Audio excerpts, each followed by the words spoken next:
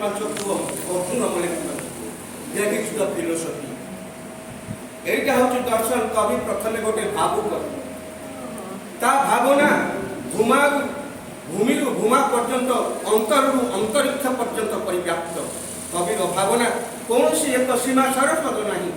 আপনার যদি কালিদাসଙ୍କୁ পড়িবে মেঘদূত কাব্য তাহলে মেঘদূত কাব্যরে কবি লিখিছেন মেঘ হাতের চক্ষু হাতକୁ প্রেমরে চিঠি দিয়ে যাইছি, মেঘ উপরে উপরে যাଉଛି, তলକୁ দেখি দেখি যাଉଛି, কোন ସବୁ তার দৃশ্য রাখা।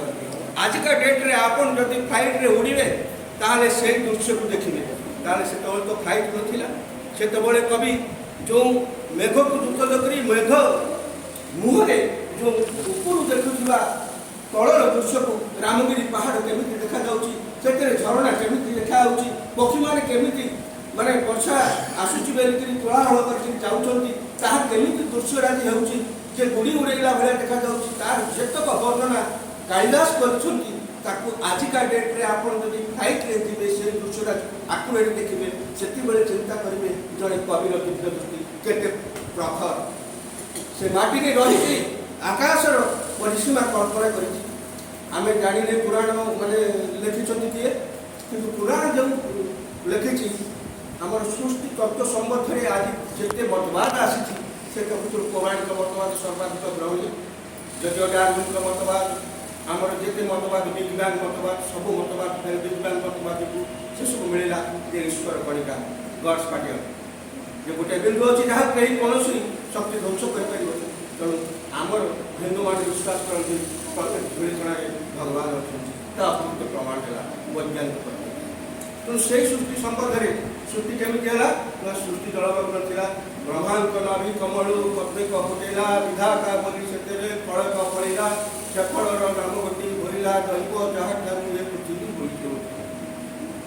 ଆମେ ଯଦି ସେଇ ପୁରାଣକୁ ବିଶ୍ୱାସ କରିବା, ସେ ପୁରାଣରେ ଆମର ଶାରଦାସ ବି ଲେଖିଛନ୍ତି ସାତ ତଳ କେତେଟା ସାତଟା ସମୁଦ୍ର ଅଛି, ଉପରେ ବ୍ରହ୍ମାଙ୍କର ଅଛି। ତେଣୁ ଅନ୍ତରିକ୍ଷ ଆଜି ବିଜ୍ଞାନ ଦେଖୁଛି ଅନ୍ତରିକ୍ଷରେ କ'ଣ ଅଛି, କିନ୍ତୁ ଯେତେବେଳେ ବିଜ୍ଞାନ ହିଁ ନଥିଲା, ଇଏ ଜ୍ଞାନରେ ସେ ଅନ୍ତରିକ୍ଷକୁ ମାପିଥିଲେ କେଉଁଠି ବ୍ରହ୍ମ ଲୋକ ଅଛି, କେଉଁଠି ସ୍ୱର୍ଗପୁର ଅଛି, କେଉଁଠି ଇନ୍ଦ୍ରପୁର ଅଛି, କେଉଁଠି ସୂର୍ଯ୍ୟଙ୍କର ମାନେ ଇଏ ଅଛି।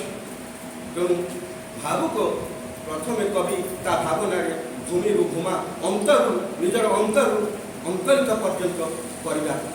ସେଥିପାଇଁ କୁହାଯାଏ ପିଣ୍ଡ ବ୍ରହ୍ମାଣ୍ଡ ଏକମତ ଜାଣନ୍ତି ସୁଜ୍ଞାନୀ ପଣ୍ଡିତ। ଜ୍ଞାନୀ ତ ଜ୍ଞାନୀ, ପୁଣି ସୁଜ୍ଞାନୀ କିଏ, ପଣ୍ଡିତ କିଏ? ପର ଦର୍ବେଶୁ ରୋଷ୍ଟ୍ରବତ ପର ନାରୀ ସୁମାତୃବତ ଆତ୍ମବତ ସର୍ବଭୂତେଷୁ ଯ ପଶ୍ୟନ୍ତି ସପଣ୍ଡିତ। ପର ନାରୀକୁ ମାତୃ ଭଳିଆ, ପର ଦ୍ରବ୍ୟକୁ ଇଟା ପଥର ଭଳିଆ ଭାବୁଥିବା ଏବଂ ମୋ ଭିତରେ ଥିବା ଆତ୍ମାଟା ଯେ ସକଳ ଘଟଣାରେ ଆତ୍ମାରେ ଅଛି, ଯିଏ ଦେଖିପାରେ ସେ ହେଉଛି ପଣ୍ଡିତ। ତେଣୁ ପଣ୍ଡିତମାନେ ଜାଣିଛନ୍ତି ଯେ ପିଣ୍ଡ ବ୍ରହ୍ମାଣ୍ଡ ଏକମତ ଅଛି। ଏଇ କବିର ଭାବନାକୁ କ'ଣ କରେ ନା ଦାର୍ଶନିକ କରେ। କେମିତି ନା ନବମ ଶ୍ରେଣୀରେ ପଢ଼ୁଥିଲେ ମଧୁସୂଦନ ରାଓ ମାମୁଁ ଘରକୁ ଯାଇଥିଲେ, ପୋଖରୀକୁ ଗାଧୋଇକିରି ତେଲ କରି ଗଲାବେଳକୁ ପଦ୍ମଫୁଲ ଫୁଟିଛି, ଧଳା ନାଲି ଫୁଲ। ପଳେଇ ଆସିଲେ, ମାଇକି କାଗଜ କଲମ ମାଗିଲେ, ସେତେବେଳେ କାଗଜ କଲମ ନଥିଲା, କୋଉଠି ଗୋଟେ ଚିରା ଖବର କାଗଜରେ ଗୋଟେ ପେନ୍ସିଲ ଦେଲେ, ସେ ପୋଖରୀ ମୂଳରେ ଯାଇ ଲେଖିଥିଲେ କୋଟିଲା ପଦ୍ମ ପୁରୀକି ଅମୃତେ ତୁମକୁ ଅଢ଼ିଲା ବିଧି ସ୍ୱରୂପ ଦର ସଦୈବ ହୃଦୟ ପୁଣ୍ୟ ଭୂୟା ମଙ୍ଗଳମୟ। ତେଣୁ ଗୋଟିଏ ମୁହୂର୍ତ୍ତ ଯେଉଁ ମ୍ୟାଡ଼ାମ୍ କହୁଥିଲେ, ଗୋଟେ ମୁହୂର୍ତ୍ତରେ ଜନ୍ମ ନେଇଥିବା ଗୋଟିଏ କବିର କବିତା କାଳ ଦେଇଯାଏ। ଜୀବନ ସାରାରେ ଅନେକ କାବ୍ୟ କବିତା ଲେଖାଯାଇଛି, କିନ୍ତୁ ଗୋଟିଏ ଗୋଟିଏ କବି ଆମର ଭିକାରୀ ସାରିଆ ଭିକ ଗୋଟିଏ ମାତ୍ର ଗୀତ ତାଙ୍କର ଆଉ ଓଡ଼ିଆ ସାହିତ୍ୟରେ ଆଉ ମିଳୁନି। ଥକାମନ ଚାଲ ଯିବା ଚକା ନୟନ ଦେଖିବା ସଫଳ ବେନି ନତ୍ର ପକାଇବା। ତେଣୁ ସେଇଭଳିଆ ଗୋଟିଏ କବିତା ଲେଖି ସେ ଅମର ହେଇଯାଇଛି। ତେଣୁ ଆମେ କେମିତି ଲେଖିବା, ଆମର ଭାବନା କେମିତି ହେବ, ଆମର ଦାର୍ଶନିକ ବୋଧଟା କେମିତି ବଢ଼ିବ, ଆମେ ସେଥିପାଇଁ ଚିନ୍ତିତ ନୁହେଁ। ତିନିଟା ପ୍ରକାରରେ ମଣିଷ ବଡ଼ ହୁଅନ୍ତି। Some are born in gifted, some are made in gifted, some are gifted by only advertising. କିଛି ବଡ଼ ହେଇକି ଜନ୍ମ ହୋଇଛନ୍ତି।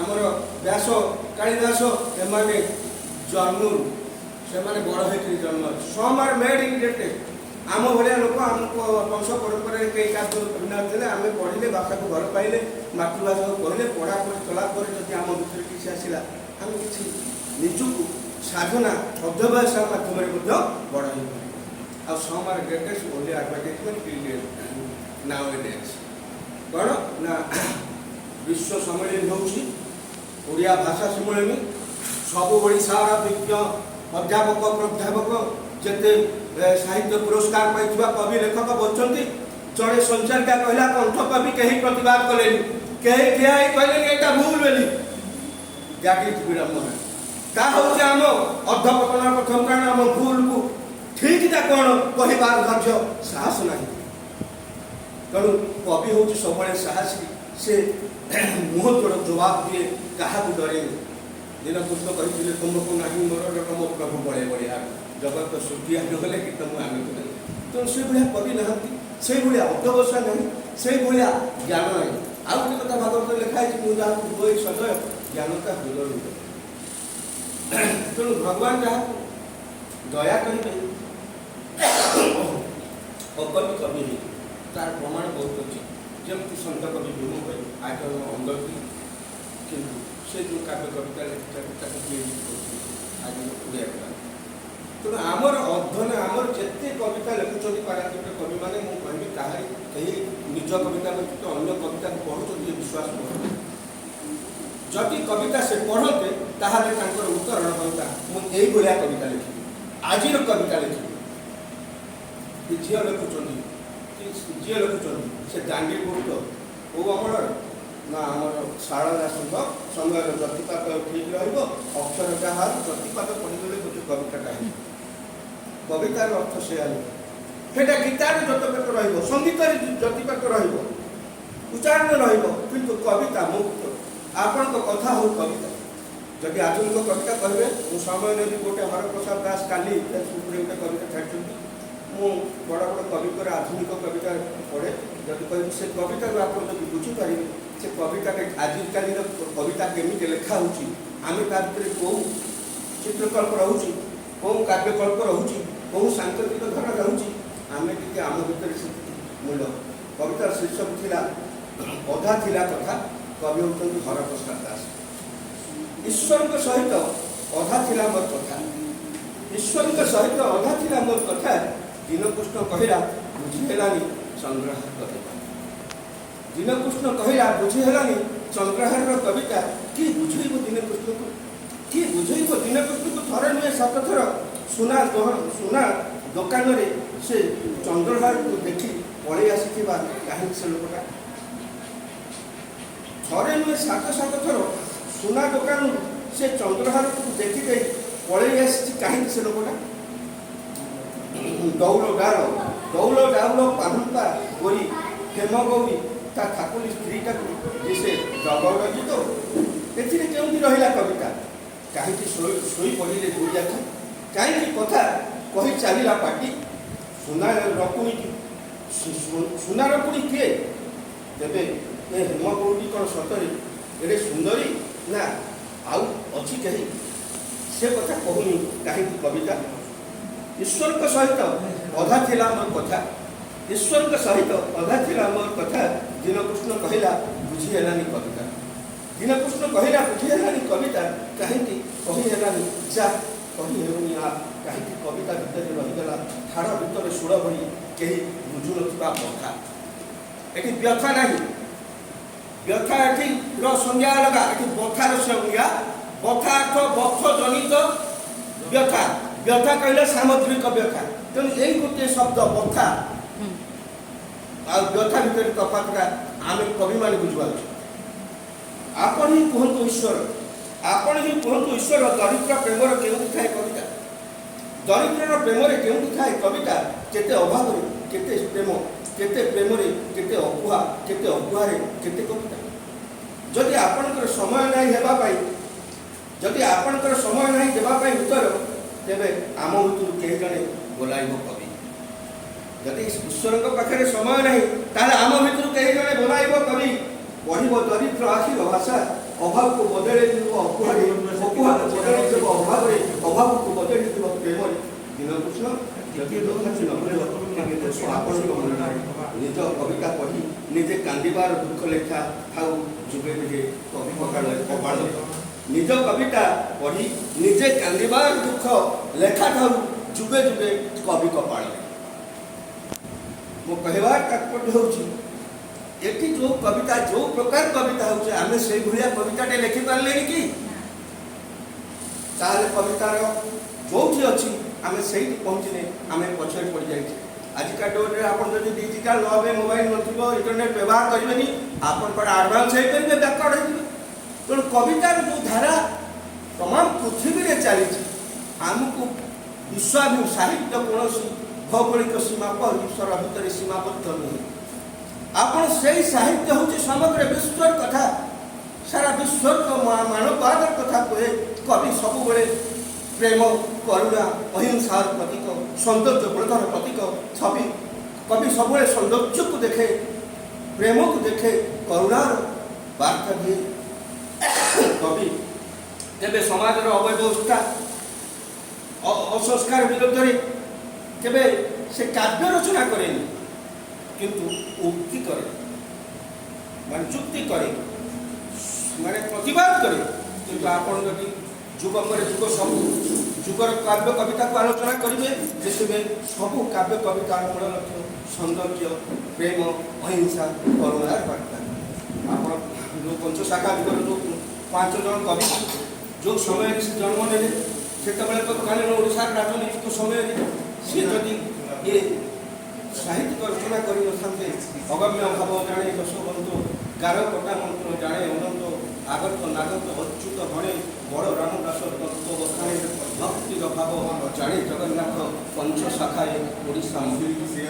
তেমন এই ପାଞ୍ଚଟା ଭାବଧାରାରେ ତତ୍କାଳୀନ ଓଡ଼ିଶାର ଜନଜୀବନ ଗୋଟେ ଧୈର୍ଯ୍ୟ, ସାହସ, ଐଶ୍ୱଶକ୍ତି ଦ୍ୱାରା ସଂଗଠିତ କରିନଥିଲେ ଆଜି ଓଡ଼ିଶା ବି ଅବସ୍ଥାରେ ଅଛି। ତେଣୁ ଗୋଟିଏ ଯୁଗର କବି ଯାହା କହିଲେ ସମାଜକୁ ପରିବର୍ତ୍ତନ କରେ। ସାହିତ୍ୟିକ ହିଁ ସମାଜର ଦର୍ପଣ।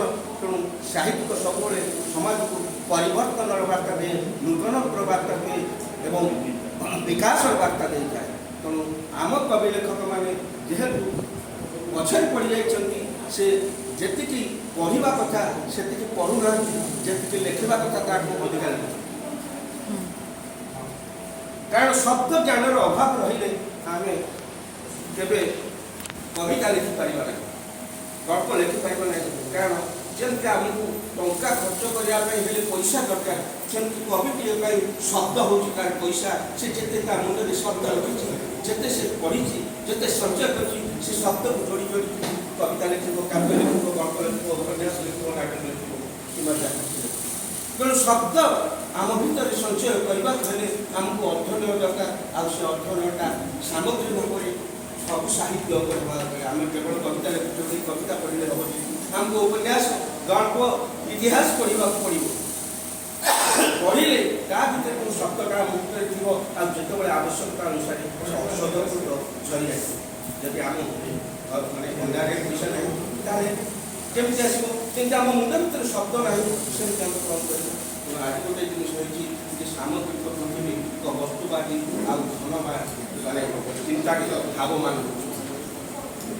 କିଚକବଦ୍ଧ କାବ୍ୟରେ ଶୈଳୀନ୍ଦ୍ର ମୁଖରେ କହିଛନ୍ତି କବି, ଆମର ସ୍ୱଭାବ କବି ଲେଖିଥିଲେ, ଯେତେବେଳେ ପଢ଼ୁଥିଲି ଅଖ ଭାଇ ସ୍ୱଭାବ କବି ମାନେ ଗଙ୍ଗାଧର ତିରୋତ୍ତମା ବିଷୟରେ ସେ ଲେଖିଥିଲେ ପେପରରେ, ଯେ କେମିତି ଗୋଟେ କବି ପ୍ରକୃତିକୁ ଚଳଚଞ୍ଚଳ କରିଛି, ପ୍ରକୃତିକୁ ଗୋଟେ ଜୀବନ୍ତ କରିଛି ଏବଂ ପ୍ରକୃତି, ଗଛ, ପାହାଡ଼ ଏଗୁଡ଼ାକ ନିର୍ଜୀବ ନୁହନ୍ତି, ସେମାନେ ସଜୀବ, ସେମାନେ କଥାବାର୍ତ୍ତା କରୁଛନ୍ତି, ଭାବର ଆଦାନ ପ୍ରଦାନ କରୁଛନ୍ତି।